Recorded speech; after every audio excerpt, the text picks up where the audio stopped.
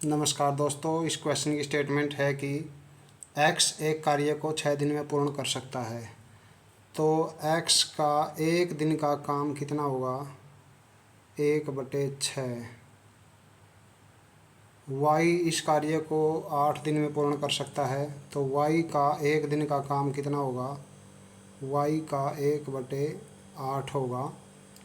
और z की सहायता से ये 3 दिन में पूरा कर सकते हैं। तो जैसे x और y का दोनों का एक दिन का काम कितना हुआ? x और y का ये दोनों का एक दिन का काम होगा 1/6 और 1/8 को प्लस कर दीजिए। 6 और 8 का एलसीएम 24 ले लेते हैं, तो 24, 6 चौका 24 होता है और 8 तिया 24 होता है। तो दोनों का एक दिन का काम होगा 7/24। तो केवल z का एक दिन का काम निकालना है हमें। z के साथ ये 3 दिन में पूरा हो जाता है काम। तो तीनों का जो एक दिन का काम है x + y z, तीनों का एक दिन का काम बनता है वो 1/3 बनता है।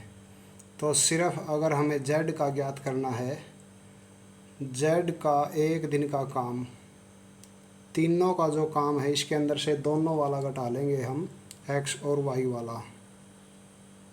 तो एलसीएम हमारा 24 आ जाएगा। 24 आने के बाद हम लिखते हैं कि 24 को हम 3 से डिवाइड कर देते हैं तो 8 आ जाता है। 8 को 1 से मल्टीप्लाई कर दीजिए, आगे 24 को 24 से डिवाइड करके सीधा 7 आ जाएगा। तो 1/24।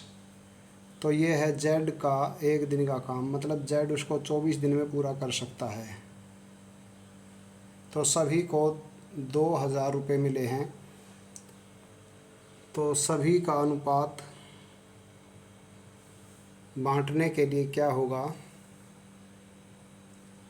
जैसे यहाँ पर x का एक दिन का काम कितना है और y का कितना है और z का कितना है। x का 1/6 एक दिन का, और y का 1/8 और z का 1/24। तो तीनों का ये अनुपात है, इसी अनुपात में हम बांट लेंगे। जो अनुपात बनेगा, तीनों का एलसीएम ले लें हम अगर 24, तो यहाँ पर क्या बन गया? 4 और आगे बनेगा 3 और आगे बनेगा 1। तो 4, 3, 1 अनुपात में 2000 रुपये को हम बांट देंगे। तीनों का जो अनुपात हो गया है x y z 4, 3, 1। तो तीनों को जोड़ देंगे तो तीनों का जो अनुपाती योग बनता है, अनुपाती योग बन जाएगा 8। तो z का अगर हमें भाग निकालना है, z का 2000 रुपये हमने बांटने हैं। 2000 को 8 से डिवाइड कर दीजिए और z जो है 1 के बराबर है।